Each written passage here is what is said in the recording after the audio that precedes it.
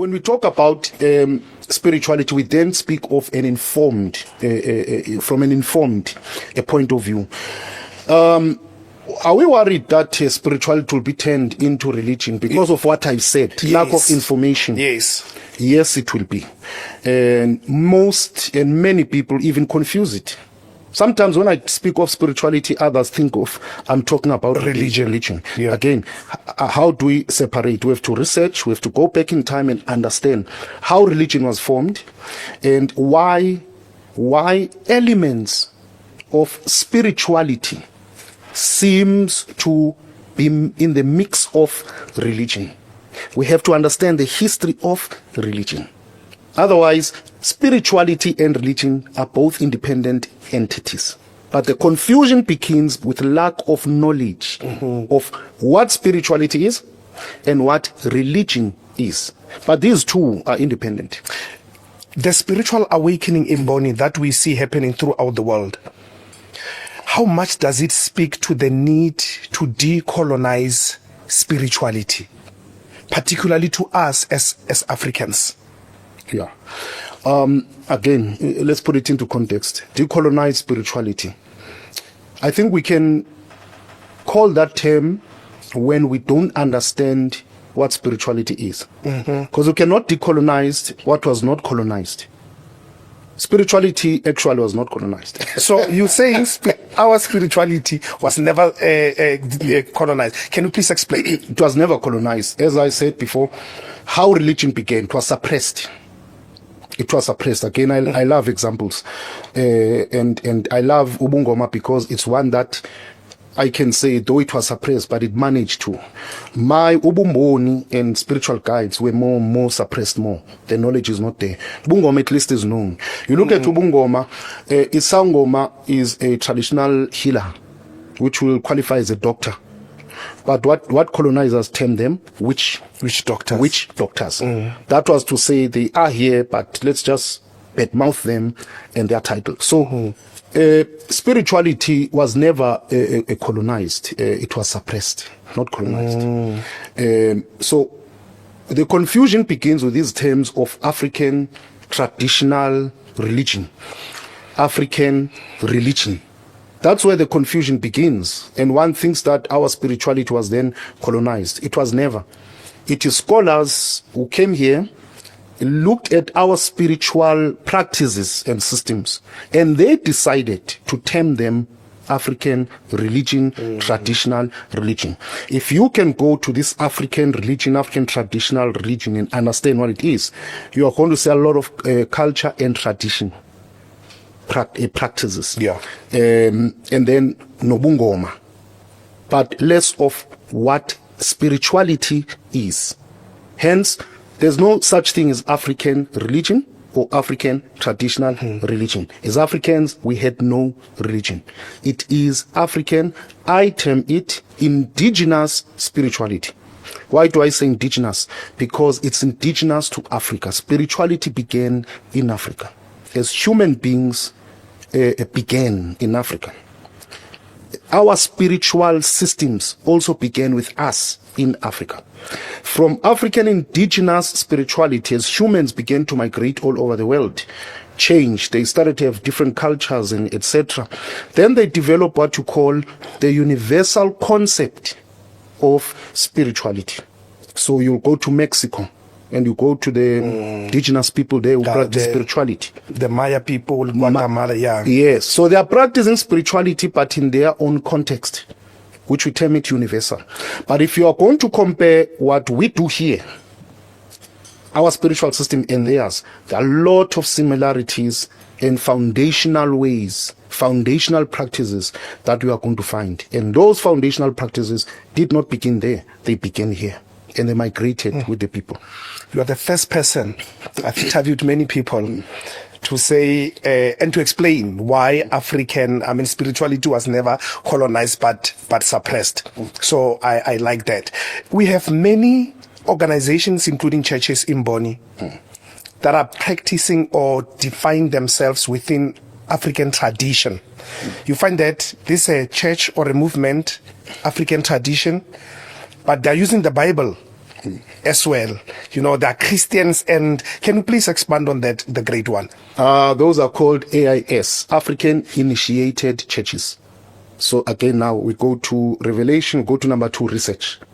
We go to number 2, research. Yes, yeah. If proper research shows us that when the what you call Western initiated churches, when Western initiated churches came here, which is all known, some years back, some African people began to have some kind of revolt.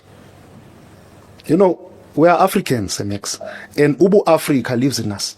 Whatever we do, we can stray away, but Africanness will always come up. So they began to have issues in the westernized churches, your traditional westernized churches. No. We want something that speaks to us, because remember, there's conflict between your religion and the African way of life. That is our spirituality, our traditions, and our customs. So when there was that conflict, African people began to not to be comfortable in these churches, because now there were certain messages that were conflicting with their own African ways of belief. So then the Western churches began to use some other members to begin churches. That's why most of these churches you talk about, you'll find that they were not necessarily began by black people. I'm not talking about these Pentecostal new churches and prophets. I'm talking about your initial AICs, African Initiated Churches. Yes. They did not begin them by themselves. It was the westernized churches who then said, no, begin these ones. That will kind of mix. Okay. That will mix. You don't lose the essence, that is the scriptures and the dogma.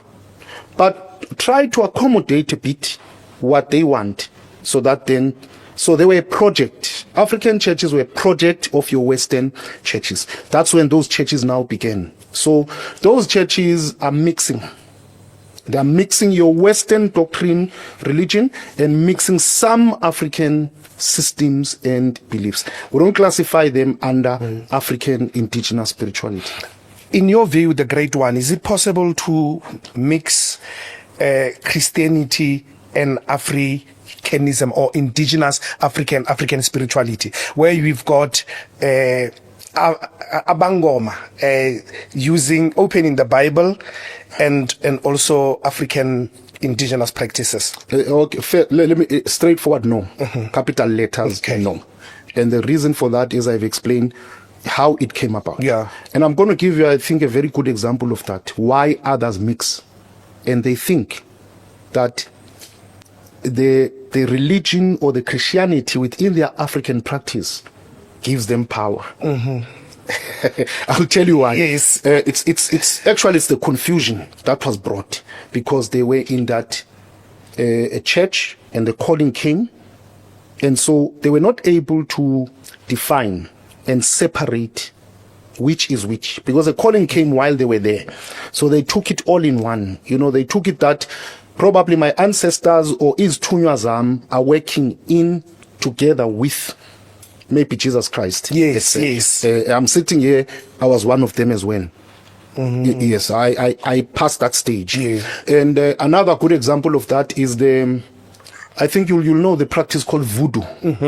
Well known on the negative side. Yes, yeah. African slaves that were taken in ships, who practiced their own African indigenous spirituality.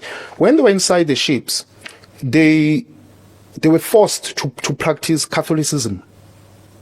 And they were given Mary and all, Rosemary and all these things within the ships. Yeah. Remember, it took years to go. Yes. And then you know what they did?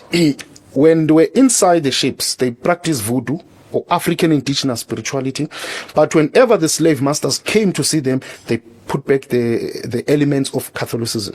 When they arrive in your Caribbeans, in your Americans, etc., the other generations, they thought that it's one, voodoo together with Mary.